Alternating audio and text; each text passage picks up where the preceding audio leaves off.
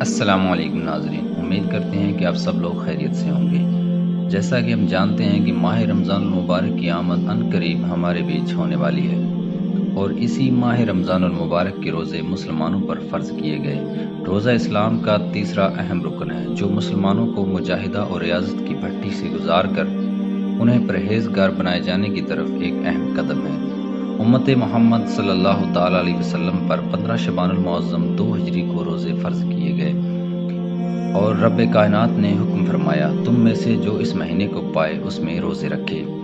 ماہ رمضان المبارک کو تمام مہینوں پر فضیلت حاصل ہے، کیونکہ یہی وہ برکتوں اور رحمتوں والا مہینہ ہے جس میں اللہ رب العزت نے اپنے محبوب مکرم صلی اللہ تعالیٰ علیہ وسلم کے سینہ مبارک پر قرآن نازل فرمایا۔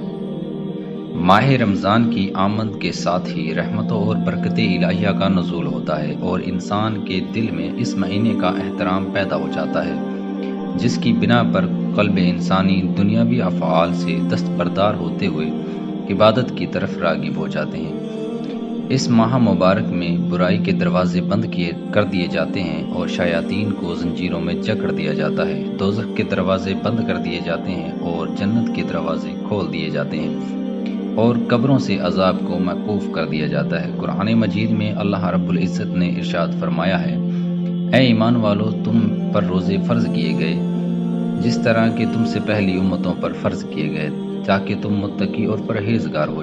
آج کی ویڈیو میں بس اتنا ہی، اور ہمارے ساتھ جڑے رہنے کے لیے چینل کو سبسکرائب ضرور کریں اور ساتھ موجود گھنٹی کے بٹن کو بھی دبا دیں۔ ثواب جاریہ کی نیت سے اس ویڈیو کو لائک اور شیئر ضرور کریں۔ اپنا بہت سا خیال رکھیے گا، اور ملتے ہیں اگلی ویڈیو میں۔ خدا حافظ۔